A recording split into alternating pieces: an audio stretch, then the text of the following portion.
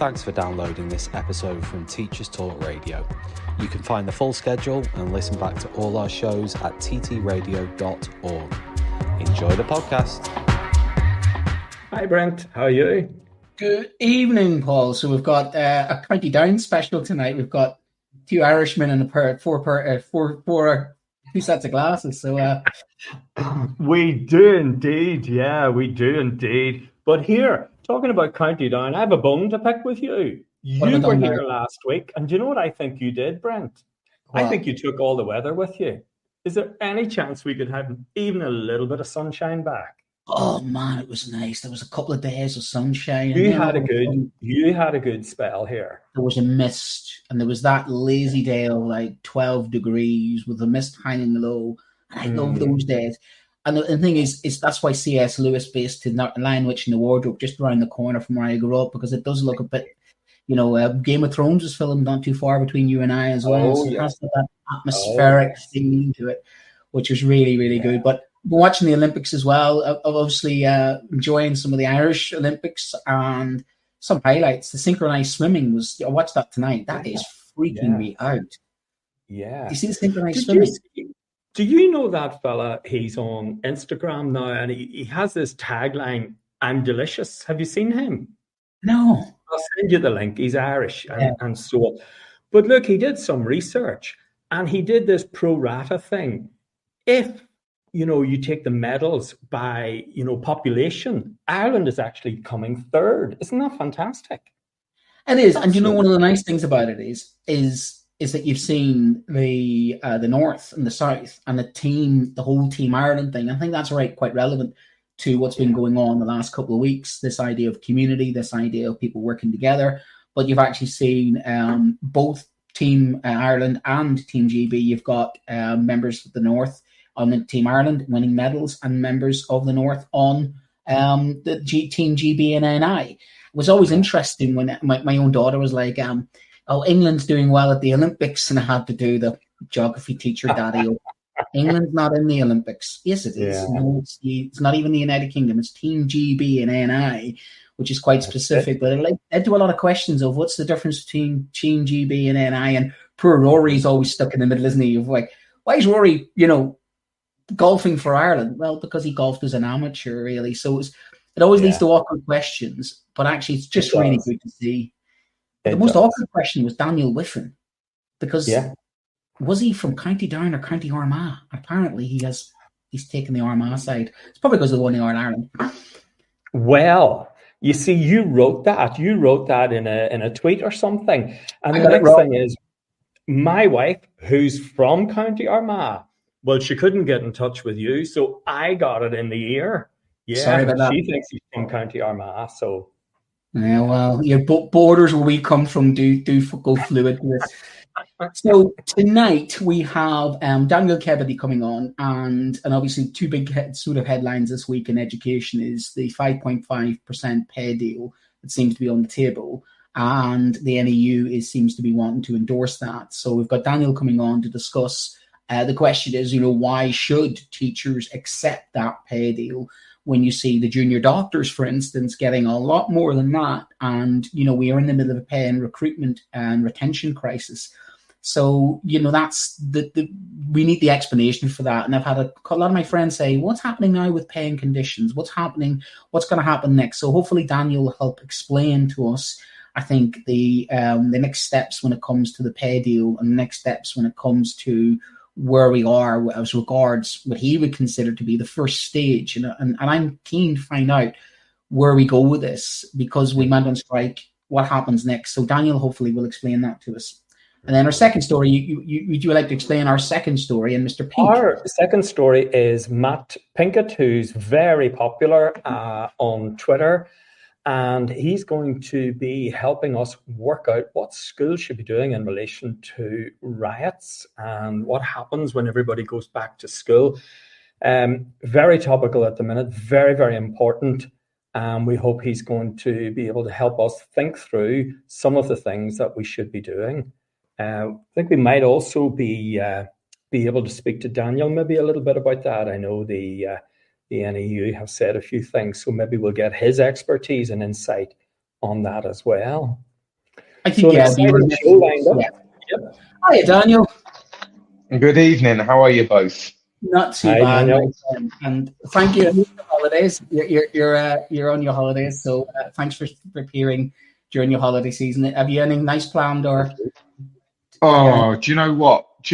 Brent? So today is my first day of leave because it's been a bit intense. And do you know what? I just want to stop at home for a couple of weeks. That is all I want to do. I just want to stop at home. I don't want to go anywhere. I want to be in my pajamas as long as I want. I cannot be dealing with the stress of travel or a holiday. I just want to be at home. I hope you're both having a good summer, by the way. Oh, absolutely. Yeah. I just came back. I had a school trip to I went to Borneo with a school group, which just finished the day that we finished school. And then I've been home to see the folks, which are just around the corner from Paul. And then I'm off to Spain in a couple of days as well. So you need the holidays, you need to recharge the batteries. So, but thank you for appearing, because I know it's good that you are. So, if you just want to put the graphic, Hannah, this is what you sort of tweeted out about the 5.5% pay award. 1.2%, 2 billion to funding. Is it a correction? No. Is it a step in the right direction? Yes. Is the award funded? Yes. Keegan abdicated, Phillipson funded. No barbs in that comment whatsoever. But it was our members engaging the pay up campaign and through the indicative ballot, they fully funded. So you are crediting the strike action and saying that strike action works. However, you're also saying a step towards a correction and fixing the recruitment and retention crisis, and you finish with more to be done. So there's a second quote there. Just if you put the next one up there, Hannah. So that's all credit to the Secretary of State. Keegan received the independent review body report and left. Fair enough. Phillipson funded the 5.5%. The performance-related pay is gone. PPA can be taken home. There's a reset in the relationship between us and the government. And then you've obviously quoted in Bridget Phillipson. My big question to you, somebody who you and I spoke privately about this, and you know what side of the fence I was on. I was on the, no, let's not give in. Let's keep striking until I was in the junior doctor side of this. I would have kept going and going, but that's me. It's in my nature. And I know there are people like me saying it was a once-in-a-lifetime opportunity to push back. It was a once-in-a-lifetime opportunity to get everybody together. Why should you convince me to accept this 5.5 when deep down I'm thinking to myself, nah, the junior doctor's got it right. We should be getting more. So convince me. So I completely respect your position, Brent. That's my starting point. The fact of the matter is teacher pay and support staff pay has been eroded over the last 14 years. We all recognise that. The average teacher is 25% worse off, or was 25% worse off in real terms since 2010. I understand the desire to push for a complete correction. When I got elected as General Secretary, I put forward a strategy of incremental gains over the course of a parliament where we made year-on-year improvements on the issue of teacher pay, plus school staff pay more broadly. It is not an underestimation or an exaggeration to say that it was our strike action last year and our willingness to show that we were prepared to do it again that shifted the STRB to make the first inflation plus pay award in a long time. We mustn't underestimate what the 5.5% actually means. We've got to be honest about it. There have been 4 big pay awards since 1974. Where we've had a significant above inflation pay award. This is one of them. It is down to members showing willingness to fight again. Now, I was the president the year before our dispute, and I led the delegation to the STRB. I said to them, look, if you don't give us an inflation plus pay award, there'll be strike action. And they laughed us off. They thought, you'll never get through the strike thresholds. And then what did we end up with? 8 days of action. We saw the 6.5% pay award, but it was at a time when inflation was out of control. This year, we went to the STRB and we said, look, we need an inflation plus pay award or there will be strike action. Here is our indicative ballot. 90% of members on a turnout of over 50% have voted yes to take strike action. And we have now got a pay award that is inflation is around 2.5%, so three percentage points above inflation. Not a single day of strike action. It isn't a correction, but it is that step in the right direction. Now we would say that we need a 25% pay rise. NFER, which is very reputable, say it's about 16%. That's needed. IFS say 9%. So depending on what you look at, it is a step towards getting pay restoration and correction. And we haven't taken a day of strike action this year, but we have shown a readiness to. I understand that people would like to see a junior doctors pay award on that scale, but we need to break down what they got for this year. So for this year, they've got 6% plus £1,000 non-consolidated. They got an extra 9% added onto last year's 4% because they haven't settled last year's dispute. So if you're looking at this year, there's not a great difference between the junior doctors deal and our deal on this year. But of course, they're getting an extra 9% onto last year's pay award. It's not to be sniffed at. But you also got to recognise the junior doctors, I think in total, have taken 44 days of strike action. They are a different profession. So when we take strike action, we all have to go off, and we were all off in those days of strike action. There's no opportunity for us to then do extra shifts to make back money lost in pay. There is no rotoring. So the way rotors work. So it is just a different industrial environment and landscape that has enabled them to take 44 days of industrial action. Now, if we want a junior doctor style deal, then I'm sure we have to recognise that to do that would take significant amount of industrial action. Significant amount. I accept. I do accept that. Yes, Paul, go ahead. Yeah. Daniel. Yeah. How you doing, Paul? Here, another Northern Irish accent for you this evening. Yeah, you're being well treated. Unfortunately, Daniel, I'm teaching nearly as long as going back to the 70s. Not quite, but nearly as long. So I'm very hard by a lot of these real pay cuts. Yeah. And I mean, Pat Roach talked about, and this was pre-July 2022, talked about teachers being £40,000 worse off.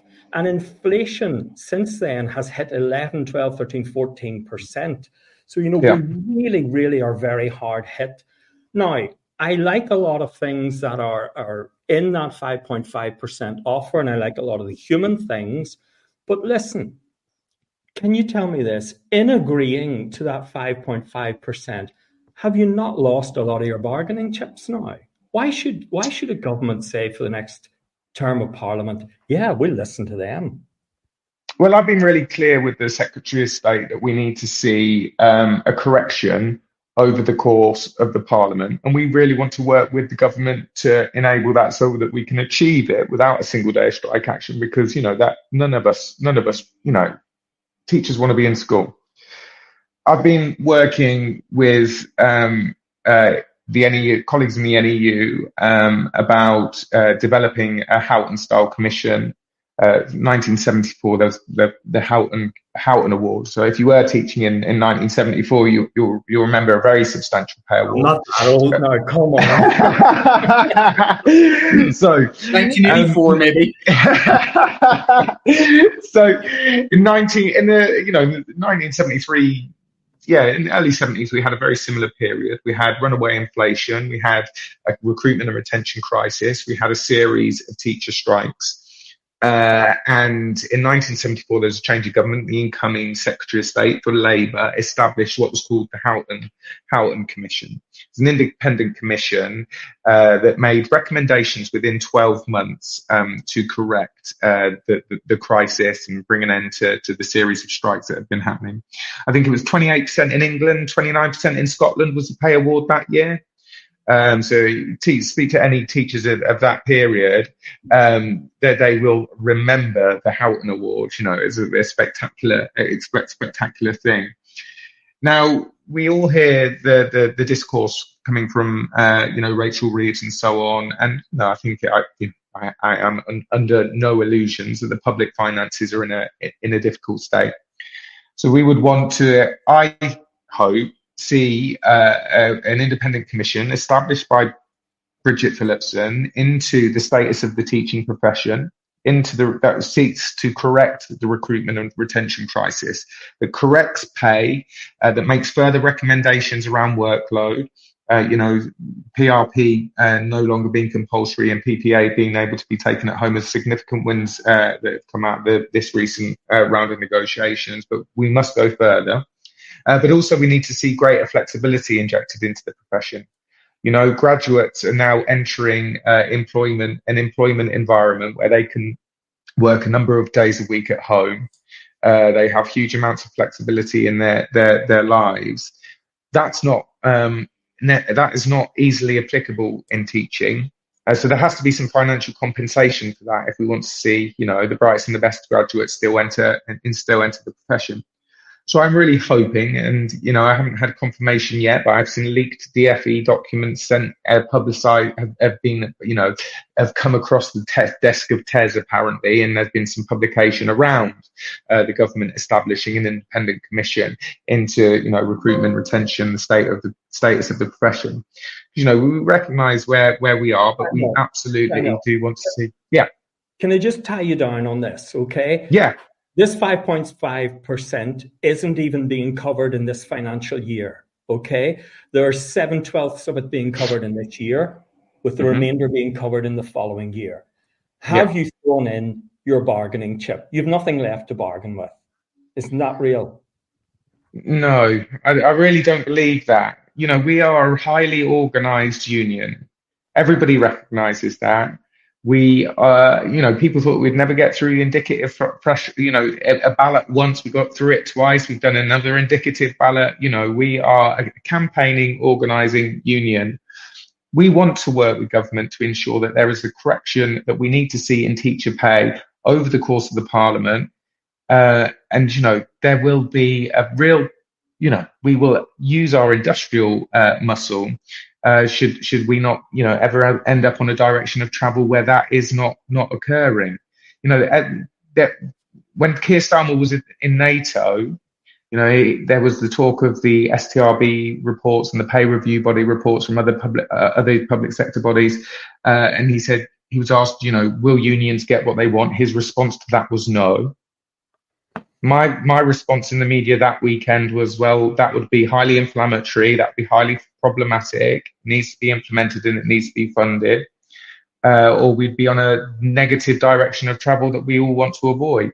We've now got it not only implemented but funded, and we will engage. Sorry, Daniel, that's a point I do want to make, and I've just got a couple of tweets there. And we were hoodwinked before about funding. There was a shortfall, and going back to the previous administration, they had a clever accounting, didn't they, of how the pay deal wasn't completely fully funded, and that was always a red line for us. Yeah. And here's the question, and I'm putting it out there, and I suppose you may not know the answer, but this is how some of the media portray this. Do you trust that this is fully funded? Where is the actual money coming from? And are we, as I've seen a lot of social media saying, we're taking granny's heating money to pay for teachers. Do we think the money is there? And you talked about the precarious financial situation of what we could be heading towards another austerity. And to back up what Paul has been suggesting there is this as much we're going to get? This is it now. We've got our pay deal. Thank you very much, teachers. Go back in your little box, and that's you off the list now. We've given you what you need, and then move on. Is that really where we're heading, do you think? So we've got an additional 1.2 billion in funding from the Treasury. Now, we sent papers. We've been running the the school cuts campaign for a significant period of time now. Our data people were working on the figures that were required, and so were the IFS, and they were saying an injection of funding north of 1 billion. We put 1.2, and we have now got that commitment. And then I just want to quote you something, because the funding covers the financial year for 24 to 25, but the government have yet to decide that the funding for 25, 26, as you said, but they have made this commitment that we will take into account the impact of the full year's cost of the teacher pay award on schools when considering 25, 26 budgets, which are yet to be agreed. The important thing for us really was that the support that we knew we know that the support staff pay award will also impact on school funding. So we calculated that cost to be, just let me bring it up. I brought some notes onto me here.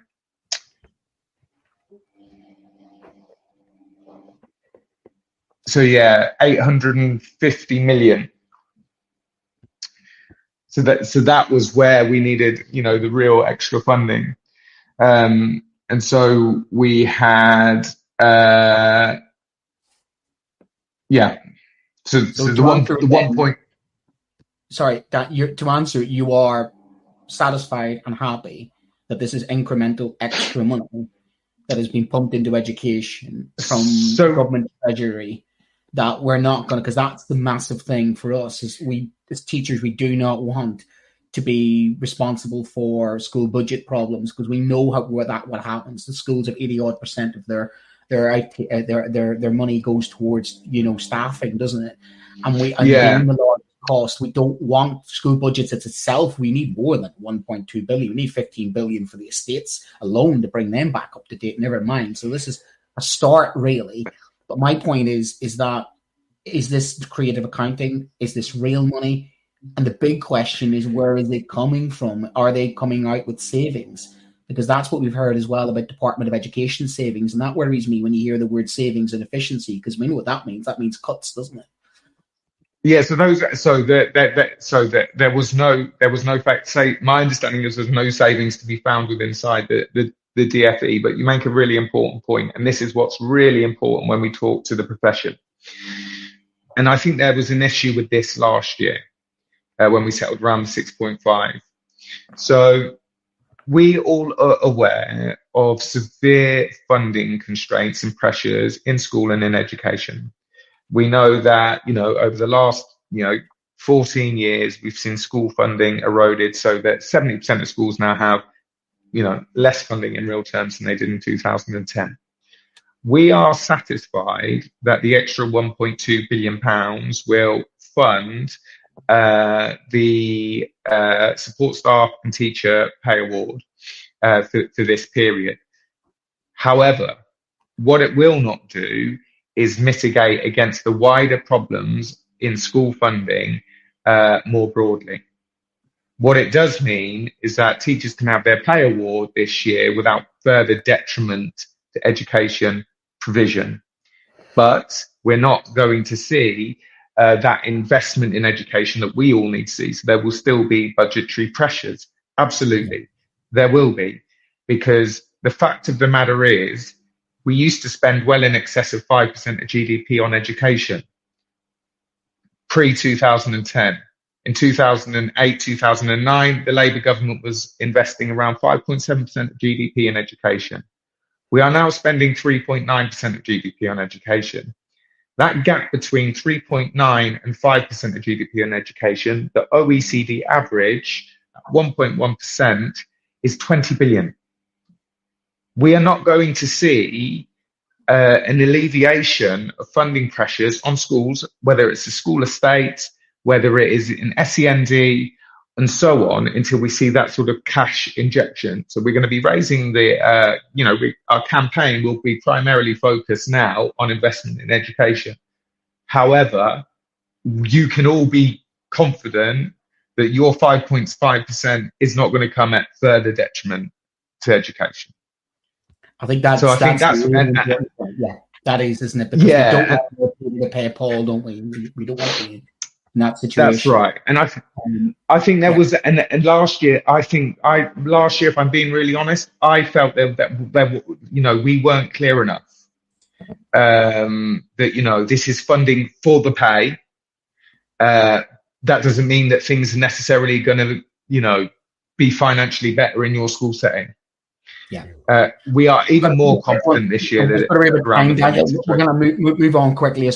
Quick fire, 30-second answers. Wheels, TAs, and further education. So where are they? Yeah. Is the Wales 5.5? Yeah. We are pressing them to. Pressing them to. On FE, so on FE, we are going to be balloting in some schools. We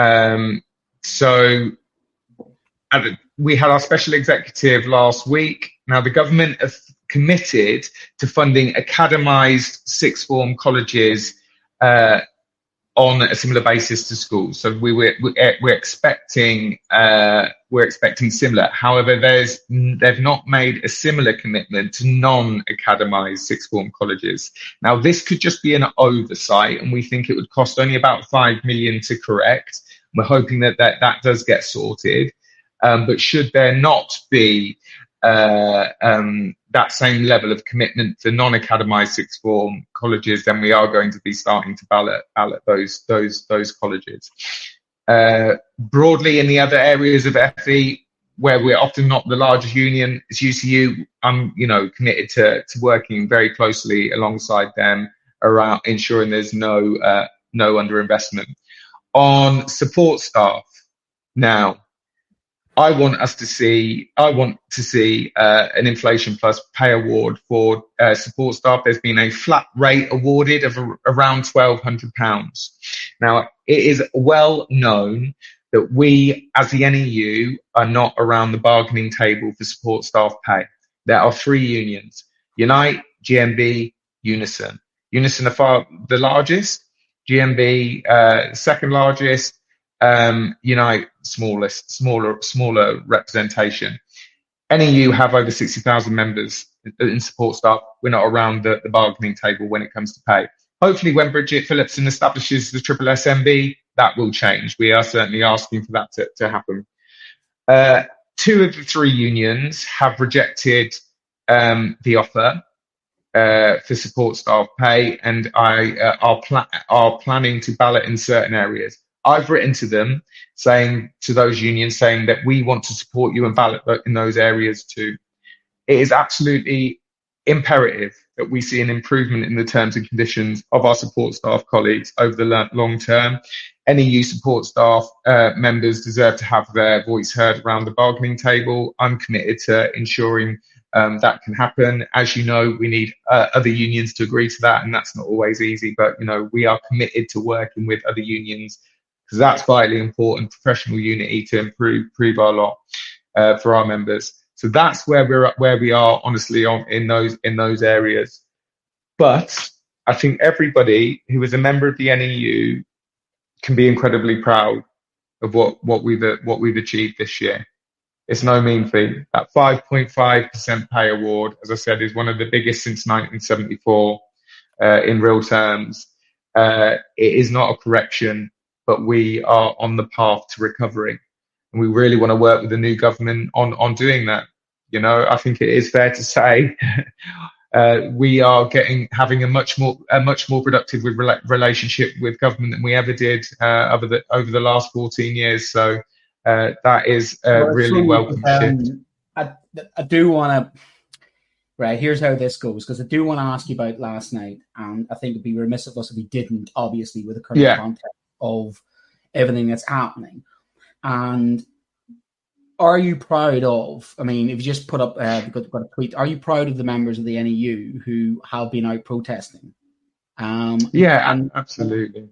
So you're proud with the NEU members, teaching members who have been out in the streets and protested last night. What about the members of the NEU protesting Palestine and protesting and other sort of political things? Is there a danger of the NEU losing members are being accused of taking a side, which is part of the kind of situation. Because a lot of my colleagues have been saying to me, what are we going to go back into a school? We're going back into a school where we've got lots of division, and we have a union that's taking a side there, isn't it? But you're saying unity is a key. But when you're saying unity is a key, there are members of the Jewish community who are saying, they don't want to feel that they'll feel welcome in the NEU because the NEU is seemingly supporting the Gaza side of the conflict.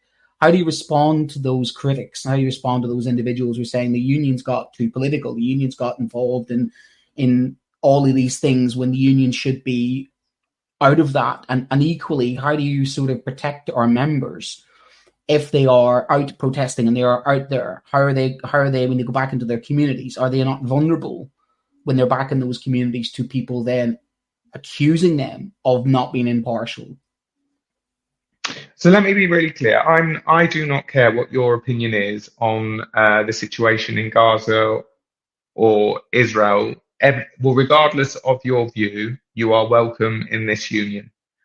That is the point of being in a union, that there is a diversity of opinion. Now, we do have democratically agreed positions on solidarity with Palestine. Those have come through the National Conference for very many years, but you are welcome in our union if you disagree with it, and you are more than welcome to argue against it and bring alternative policy on a whole host of issues. Now, in terms of anti-racism and combating the far right, that sort of runs through me like a stick of rock.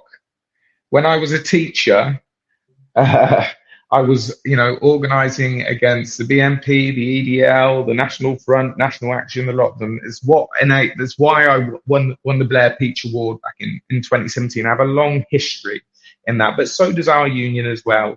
Our union stands in the tradition of Blair Peach, a teacher who was, killed by the police at a demonstration against the National Front. Now, anti-racism has to be fundamental to is fundamental to our trade union. And again, I will stand with the Muslim community, regardless of whatever their views could be on a whole host of issues when the far right come for them. I will stand with the Jewish community, regardless of whatever their views are on a whole host of issues, because whatever somebody thinks on anything when the far right come for them, because I'm an anti-racist and I'm an anti-fascist. And that's what I fundamentally believe in is central to our union. So I was absolutely, you're right, proud to see that huge anti-racist demonstration all around the country in towns and cities last night. Because the reality is there have been children who have been terrified this week about what is going on in their communities through the far right rioting, and it has been fascist-led violence. Not everybody who's been getting involved in it has been, of the far right, but it has been far right coordinated, and it has caused terror in our streets and in our communities. And you're right, we have to be able to have space in our schools to bring communities back together, but also educate children around the dangers of far right activism and the problems of racism. I've always believed, right, racism is used by the powerful people in our society to divide black people and white people, Muslim people and Jewish people, with the sole aim of keeping everyone down. That's why it's contrary to trade union values. I'm sorry if I'm going on. No. Yeah. You're preaching to the choir on this. You know that. Yeah. But the problem is we have a large union which at the moment represents such a broad spectrum, a broad church of individuals. And we are in a very precarious position. Paul and I both know this, coming from where we come from, the them and then thus. And we are open to criticism when members of our union are, seemingly getting involved in political campaigns, which there are multiple interpretations. I myself am a political candidate, a union representative, Teachers Talk Radio. I walk a fine line. We know the line that we walk as teachers. We have to be above reproach. But when I'm going back into a community that is divided, I have to stand in front of a class, and parents have to trust that I, as a teacher, am impartial. So that's my point. Is when we're saying that we have teachers out there who are campaigning and protesting, is there a risk that not only we're putting them in danger, but actually that the union is getting too politicized? Because there's always people saying, what's the point? Well, why is the union getting involved in this? Why is the union getting involved in that? Surely the union is more about looking after the welfare of teachers. And that's what worries me, is that I'm seeing an increase in spurious claims, teachers who are getting attacked because people now know which side of the fence. And again, Paul can back me up on that. The side of the fence you're on, you're one of them, one of us. And that really concerns and worries me as a teacher, that people are calling into question our professionality, our neutrality, our impartiality. I mean, how would you think that we go about the start of the year? How do we go about the start of the year? We've got Mr. Pink come on. It's the last question I'm going to ask, because Mr. Pink's in the background here, and he's going to talk about toxic masculinity.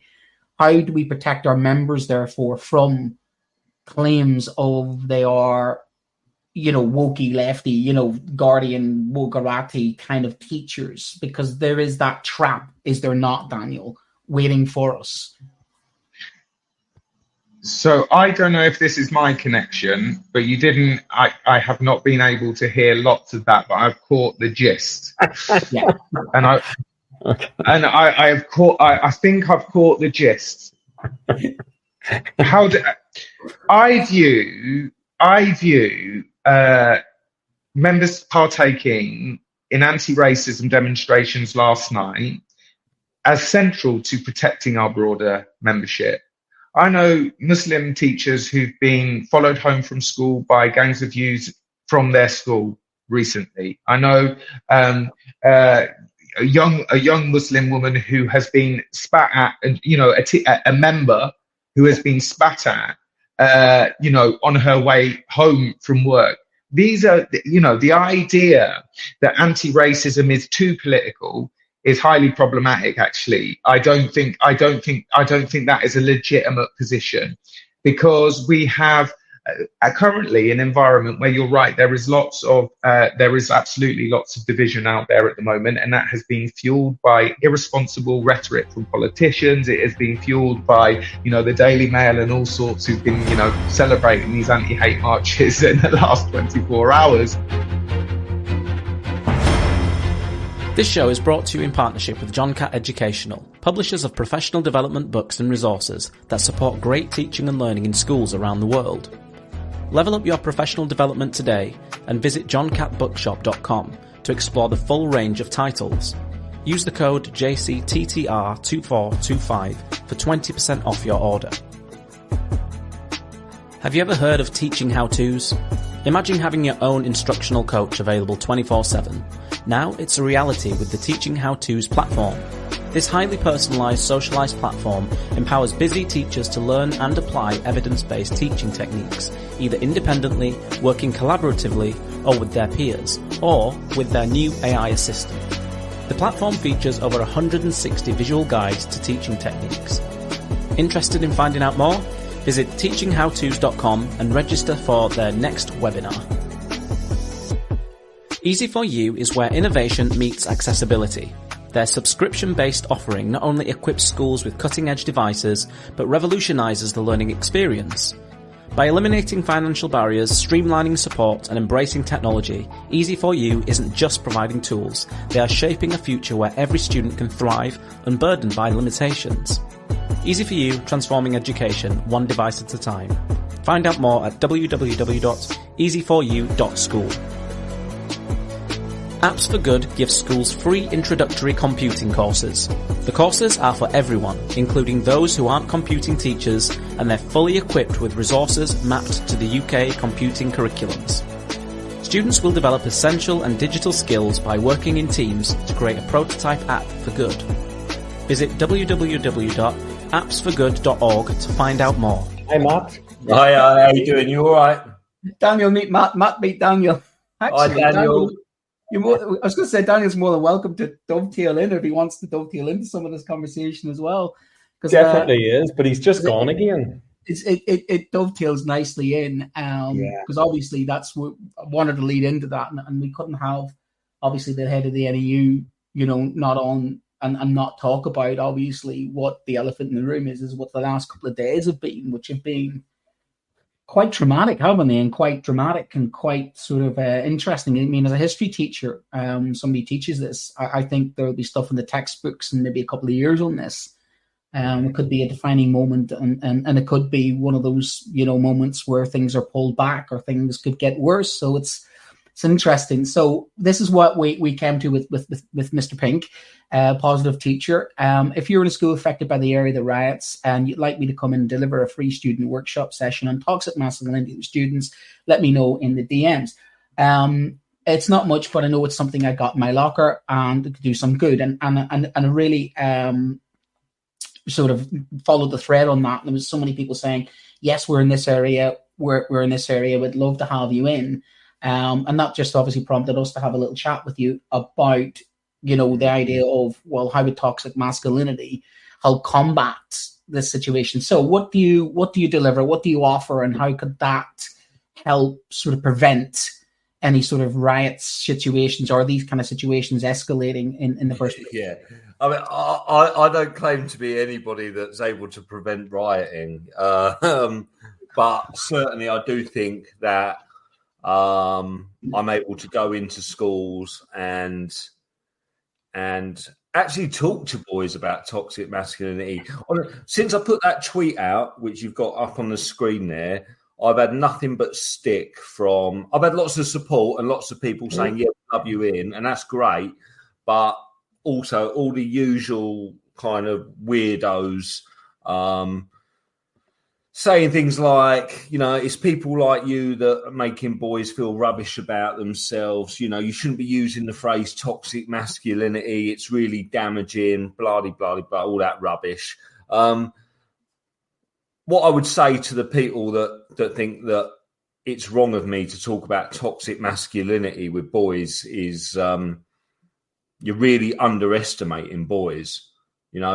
Boys aren't these empty vessels who just take in, boys are able to think critically. When I go into schools, and what I'll be doing when I go up to Liverpool and where the riots were, and I'll be talking, I won't be going into school saying, right, lads, men are toxic, you're all horrible.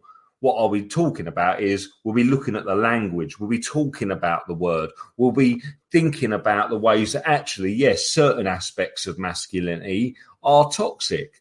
There are things that men are more likely to do than women are that are toxic, that are harmful. We're more likely to commit sexual harassment. We're more likely to rape. We're more likely to kill ourselves. We're more likely to perpetrate violence. These things are fundamentally toxic and harmful, not just to women, but to men themselves, And actually, my experience is when I go into these schools and I talk to kids about it, they love it. They want to talk about it. They want to understand themselves and the way that they've been gendered better. And I feel that the work I do enables kids to do that.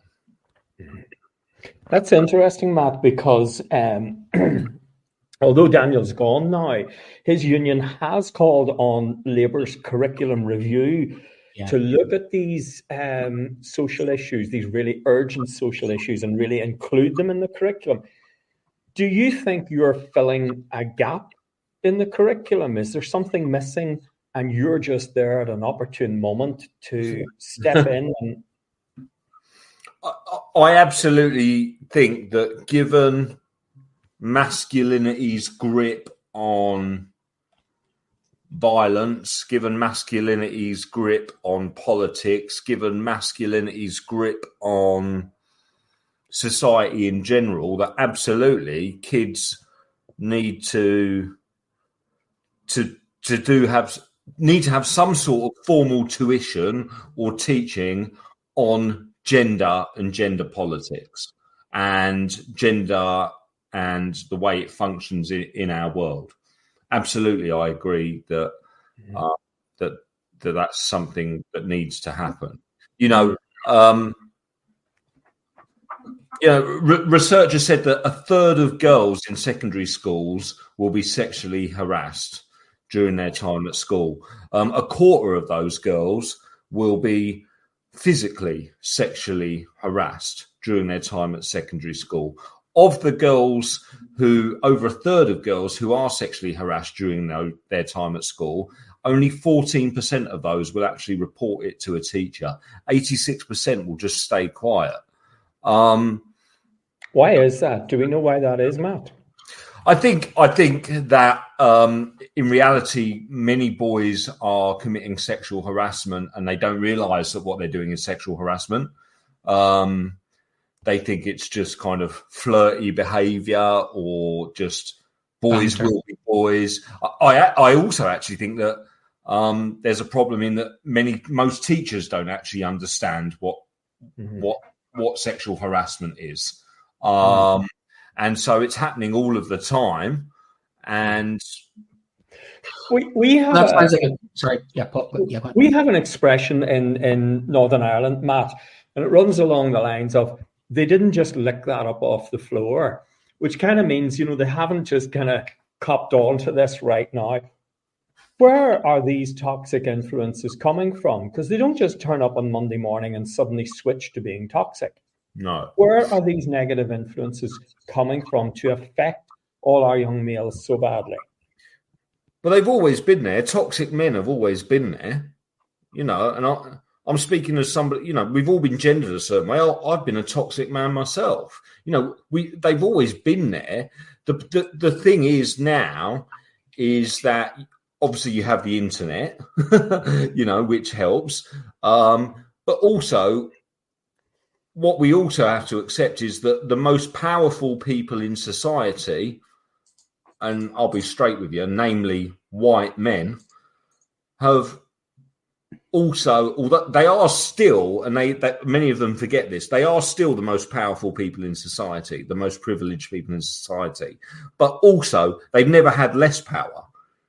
50 years ago, all you had to do was put on a suit, go to work, grope the secretary's backside, tell a few sexist jokes with the boys in the office, go home, be a bit horrible to your wife, make her cook you dinner, and you got paid more for doing all that, and all you had to do was be born with a penis. But rightly so, now, because of things like everyone's invited, the Me Too movement, that sort of behaviour it's not the norm anymore. And so there isn't the job stability there that white men once enjoyed. It's not now. There are people who are more qualified who are getting the jobs. Now, so what you're really saying is this is a counter revolution, which brings to the point that I'm going to make here about, because I know how when people feel threatened, when people feel like it's the same with culture, it's the same with gender, it's the same with religion. It's whenever sort of people feel as if their space, their thing has been taken from them, there is that sense of kind of that almost conservative thing of like fighting the rearguard action to maintain our masculinity, which is under attack. The same goes for desperation. Yes, and Paul and I understand that the psychology of this quite well, because it's that idea of these people are taking from us. They've taken our manhood from us. They've taken our power from us. And I've spoken to some young men who keep quoting to me that they're a sigma, they're an alpha, they're a beta. And I'm going, what? Yeah. I'm like, and all of a sudden they're like, I'm reclaiming what's been taken from me. There's a grieving process and almost like a strange brew of not recognizing that they still have a lot of power, but they are feeling powerless and they're reclaiming their power. But it also comes out as anger, Brent, doesn't it? Yeah. Frustration, anger. Yeah. But frustration. Exactly. And, people like Andrew Tate, that's what he's saying. He's saying to these young lads, society doesn't care what you have to say. Men's voices aren't listened to anymore. And so this kind of male extremism, these men's rights activists and all that lot, all these toxic male influencers, they're recognizing that there are many boys feeling kind of disenfranchised, a little bit lost and a little bit confused. and they're exploiting that. And what they're telling them is, no, we need to go back to 1957. You know, we need to go back to talking to women like they're inferior. We need to go back to being aggressive in every kind of interaction that we have. We need to go back to being obsessed with demonstrating our power and exerting our power. And that's what we need to do. And do you know what? If you're a 15-year-old kid, I kind of get it. You know, I think it is difficult. I think it's difficult to be a man. I think it's far more difficult to be a woman. I'll always say that. But, you know, if I hold a door open for someone, can I do that? Can I not do that? Now, I'm actually happy as an adult to deal in grey areas. I'm happy to navigate life and realise that there's things I can no longer do. There's some stuff I should say. There's some stuff I shouldn't. But when you're a 15-year-old kid, you know, nuance isn't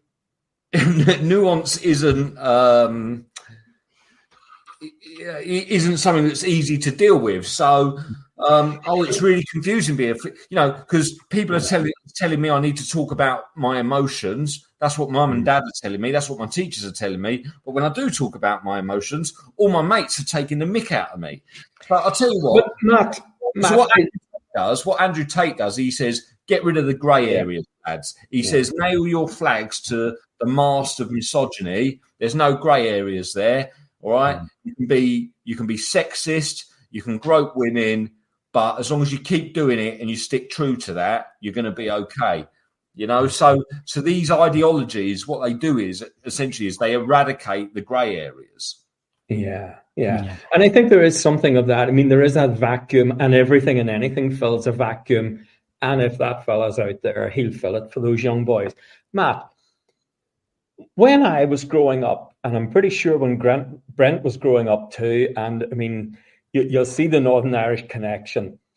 We had checks and balances that stopped toxic masculinity. They were called all our Irish grandmothers. They were called mothers. Right? And grandmothers. And grandmothers, yes. And if you tried, you know, to overstep any boundary, even to be any way kind of disrespectful or anything towards your sister, you were put in your box. And that is how you learned. And I'm not saying it's the only way. And obviously I'm exaggerating a little bit for effect there. But the question I'd like to ask you is, you know, teachers will always pick up issues.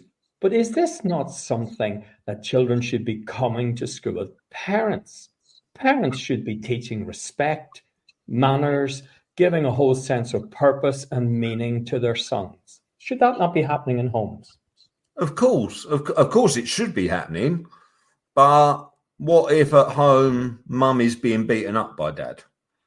Or what if at home dad talks about every woman that appears on the television, you know, on EastEnders or on the Olympics, whatever they're watching? What if dad just talks about the women that he sees on TV as if they're objects?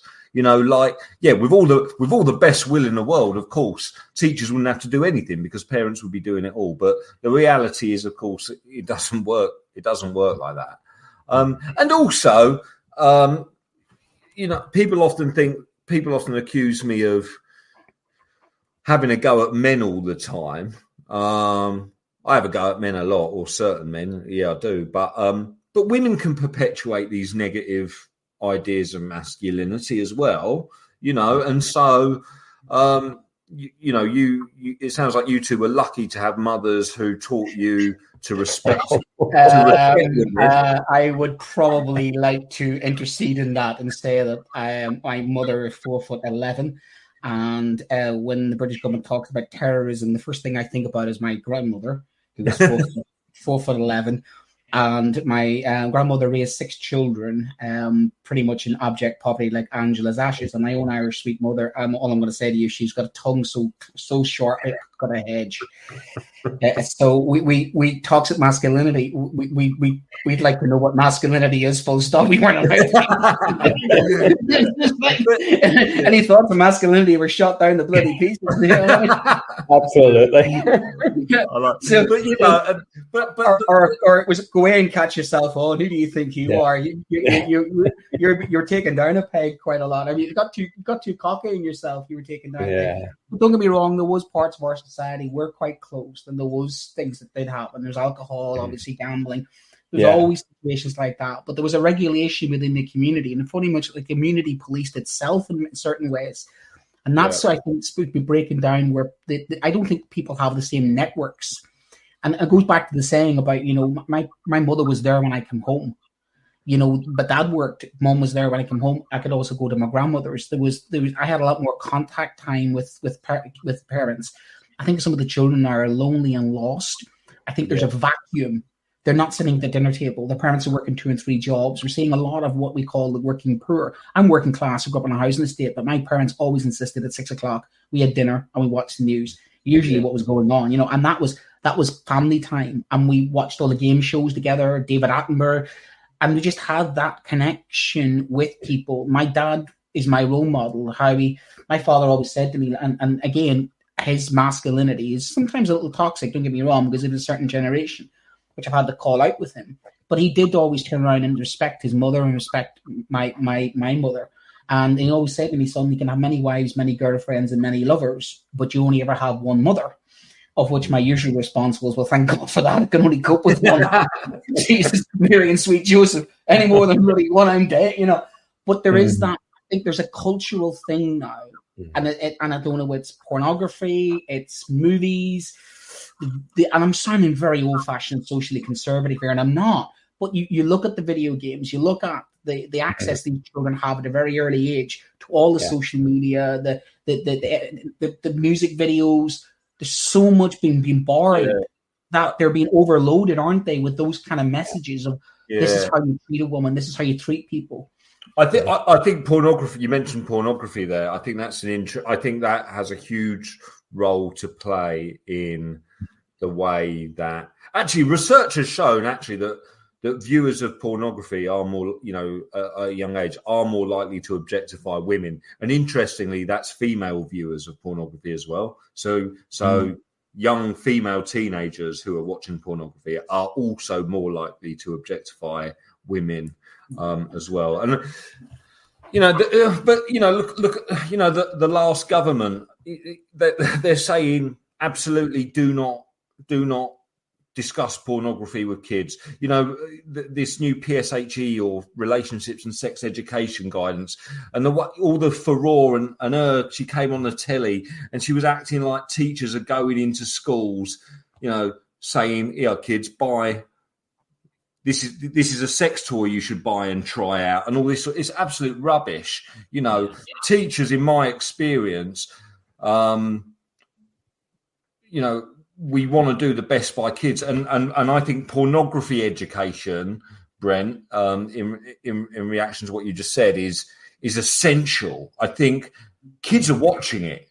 The majority of kids have watched pornography. I think in the UK, the average age of the first time seeing pornography is 11 years old. Right? Yeah, we can't just ignore it. We need to talk about it. And do you know what? I don't want to stigmatize. People find watching naked people, they find it interesting, funny, arousing, right? People have done for centuries, 2,000 years. We can't stigmatize the watching of pornography, but instead what we do need to do is let kids know that what you're seeing is not real life. And that's the problem, because sadly, too many boys and girls are watching pornography and they're seeing slapping, biting and choking, and they're thinking that that's what sex actually looks like. Now, sex might look like that between two consenting adults who are in a relationship where they both agree that that's something that they both enjoy and there's safe words involved and blah-de-blah-de-blah. But when you've got 16-year-old lads slapping 16-year-old girls during sex or choking, which does happen. That's a real problem, and that is because we're not talking to boys and girls about pornography, and we're not making them. We're going to run out of time, but I do want to ask you the sort of connecting question, which is, how do we go from all of that, to what we saw on the streets with young men, but also some young women? I mean, there was women involved. There was a 42-year-old woman who was being, in my local area, had a spit hood had to put on her because she was spitting at the police. And you think, 42-year-old woman probably got children, and probably got children who might be teaching. You know, toxic femininity, not toxic masculinity. There's more to it, isn't it? How do we draw the connection to what's been happening in the last couple of days? Do you know what, Brent? A lot of people have said to me recently, over the past 2 days, that there's lots of women involved. I don't actually think there are many women involved. I think women they stand out more. So when you watch Sky News or whatever, the women stand out. If you actually look at a shot of 100 protesters or rioters, right, the majority they are still men. They are men. And the problem for me is ignorance, and they've been let down, you know. And that's not to excuse their behaviour, but what we really need to do, particularly with white working class boys, we need to make those boys feel, from the moment they turn up at school, as in secondary school at 11 years old or primary school, we need them to feel that education is for them, regardless of their background, regardless of what their mum and dads do. You know, the only measure of success isn't going to university. So when we start doing assembly saying, right, you lot, you need to do well in your GCSE so you can go to university. Well, 50% of your cohort ain't interested in going to university. So the moment you start talking about success of being university attendance, you've written them off. No, you've got to make every single kid in that school, regardless of their prior attainment, regardless of their prior behaviour, regardless of who their mum is and who their dad is and who their brother is or whatever, regardless of the estate, you need to make them feel that they have value, that they are valued, and that they can show their value in their educational setting. And that...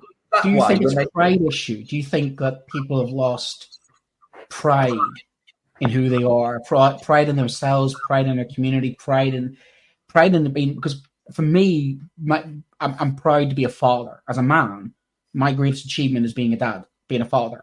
Yeah. But you see, that's what my values were instilled within me. My cousins are the same. My background is the same. And yes, being educationally successful was important to me as a working class kid. I'm a kid who came through the housing estate, but that was drummed into me, and it was reinforced at school. Suppose what you're saying is that schools need to work twice as hard because you're not getting that reinforcement from home. The problem we've got in education as well, you know, is we're judged on numbers. We're judged on data. We're not judged on the conscience of the character or the values of the pastoral system is secondary when it comes to getting exams. So we need a structural change. What you're really saying is we need a structural change in education on the purpose of education, really, isn't it? Yeah. I perhaps I sound, I don't know what you want to call it, progressive or lefty on this. Actually, in terms of how education works, I think I'm kind of pretty traditional. You know, I believe in direct instruction. I believe that every kid should be challenged and given cultural capital, and that there are certain texts, certain things to be studied that have more value than others. I'm actually that way inclined in terms of my pedagogical approach and ideology. However, I do think that results, too many people are thinking about what Ofsted will think and not what kids will think, in my opinion. And there's too many schools where curriculums or specifications or the year is planned around what will happen if Ofsted come in, rather than let's look at the kids in front of us. What do they need? What can they have? I think you're speaking my language, Matt. I think you're spot on. Yeah. Matt, a very quick question, because we are nearly out of time. There's a thought going around on Twitter that some schools might want to expel some of these children when they come back in September. What are your thoughts on that? Should a school get challenge a child who was rioting. They're caught, they're all on social media. We can prove it was you. What should a school do? God, I don't know. I mean, I can only say I don't speak for anybody here. I don't speak for my own school. I think that what would you do if a kid at your school has committed an act of public violence on their own when there isn't a riot going on? I don't want to comment on what I think should happen in terms of sanctions, exclusions. What I do think needs to happen is these kids absolutely cannot just be punished. There needs to be a process of education and discussion, And that's what people like Andrew Tate and that lot are saying. They're telling these boys, society doesn't care what you think. And if all we do is sanction without any sort of discussion or listening or an attempt to understand, we're just feeding into that. And for me, what I worry about is that they get driven into the hands of extremists, county lines, and other individuals who will just take advantage of them. Because that's the nature. Education has to be the rescuing factor. If the rescuing factor is not there, if anything, we have to work twice as hard with those children. And again, that does sound quite lefty and everything else.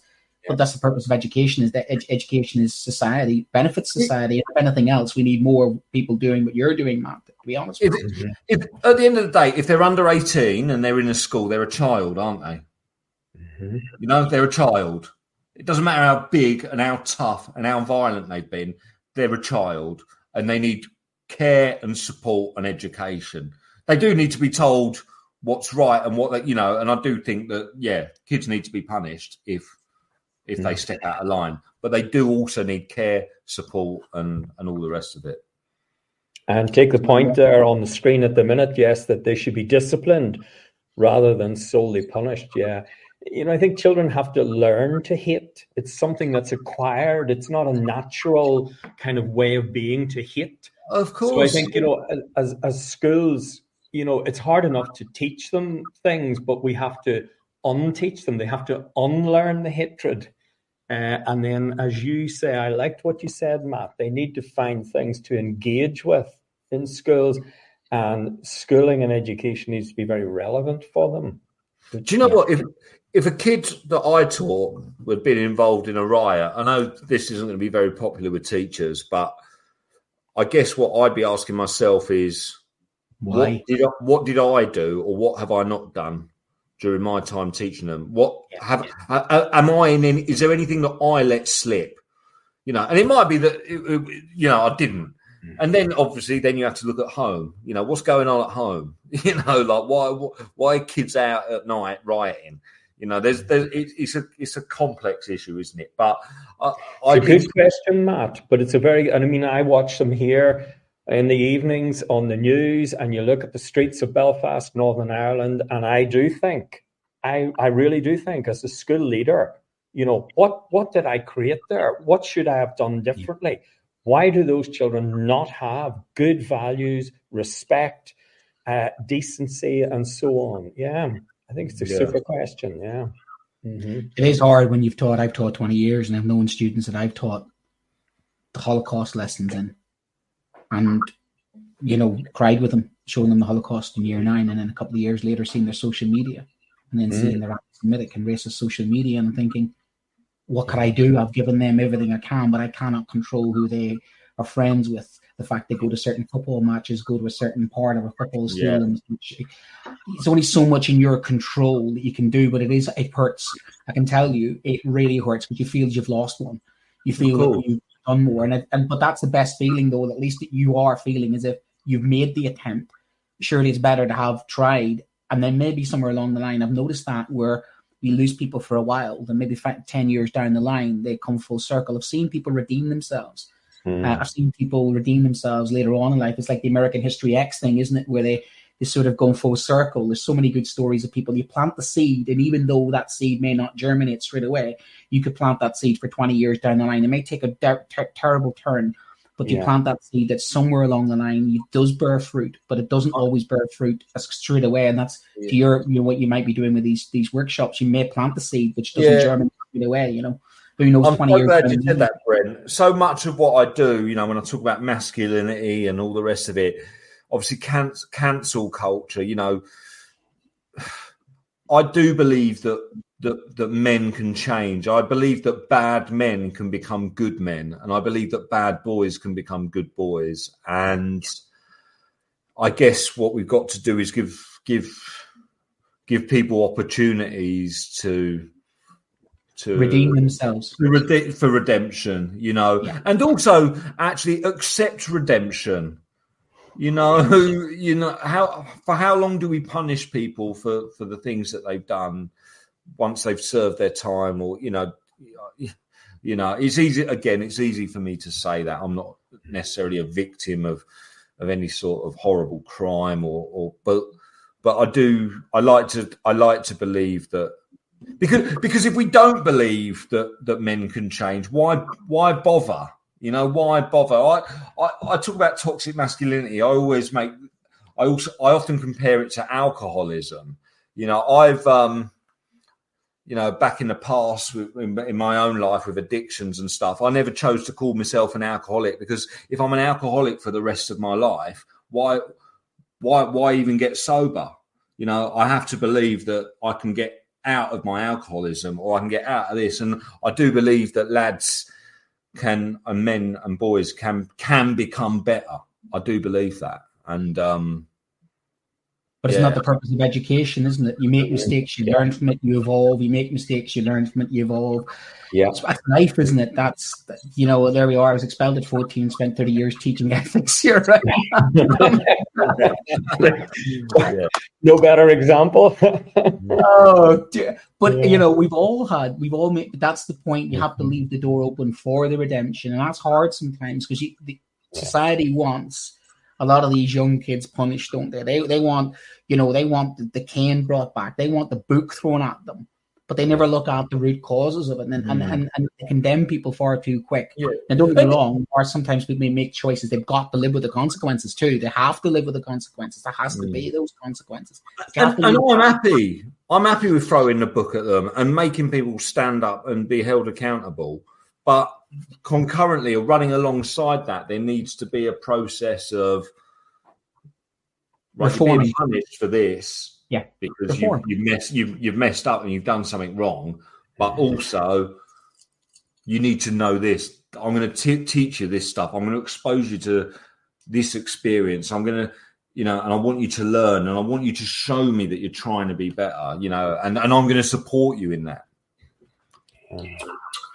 Matt, thank you. Let me tell you a little bit about our show. This show is brought to you in partnership with John Catt Educational, publishers of professional development books and resources that support great teaching and learning in schools around the world. Level up your professional development today and visit johncattbooks.com to explore the full range of titles. And if you use the code JCTTR2425, you'll get 20% off your order.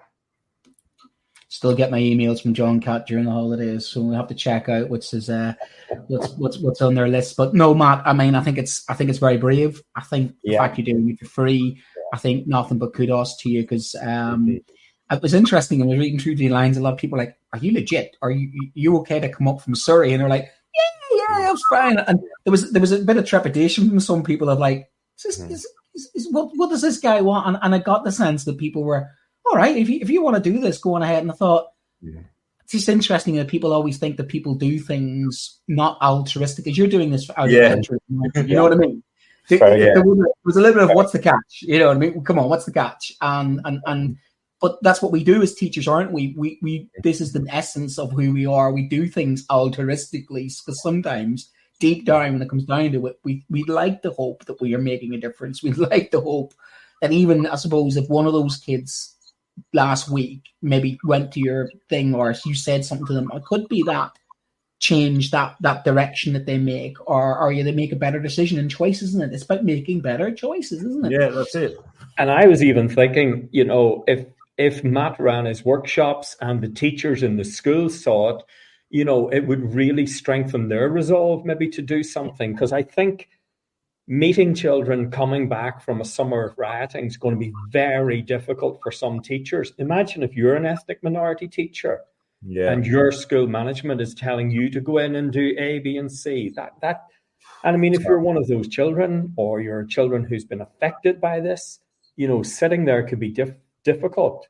But I think you, Matt, would give people a lot of confidence that it can be done, with skill, with capability, and it can be effective. There can be good outcomes. Yeah. Brilliant. Thank you. Well, look, at least you get to say you tried. Yeah, that's it. You know what I mean? And it's better. It's all right having people saying, well, what are we going to do about it? What are we going to do about it? But you're doing something about it. So it's better to at least have a go. And I'm sure you'll take the feedback. Some of the feedback, obviously, we put up some of the feedback was saying, well, teaching about toxic masculinity may have forced them to go the other way. But then again, you have to have the conversation. Either way we go with this, the conversation has to be had, doesn't it? So come back at Halloween and tell us how it went. Yeah, I'll let you know. It looks like I'm going up to Liverpool. I think I've got 4 or 5 schools. I'm going to try and do 5 schools in a day. Go in there, have a chat, have a bit of a laugh, and hopefully, I sound like David Brent, but have a chat and be entertaining, and hopefully they'll get something from it. Fantastic. Well, next week we don't have an education tonight, but the week after will be our results night, our annual results night, where hopefully we can share some data and some insights into what's going on with the exam systems, and obviously get some sort of inside line, a couple of guests on to see what we think, what the results mean, and get some of the stories of some of the successes and obviously some of the issues regarding it. So that will be our results special on the 22nd. I'm on holidays next week, and I'm sure Paul's going to enjoy the weather in Northern Ireland. I want some of that weather back that you took away. I took it back to England with me. Sorry about that. You keep on watching the news and you're going like, England's got 27 degrees. Why is it 13 degrees and raining? North Atlantic current. I also like consider the North Atlantic current. But thank you, Matt. And thank you, Paul, and thank you to our sponsors, Joe and Kat, as well, for the fantastic sponsorship of this show. And thank you, of course, to Daniel as well, who was our earlier guest on the NEU. And we've run over a little bit, but you can't cut short a conversation like this. No, that's very important. So thank you and good night. Bye, everybody. Take care, everyone. Thanks, Matt. You've been listening to Teachers Talk Radio. Tune in live and listen back at ttradio.org. We look forward to hearing from you next time on Teachers Talk Radio.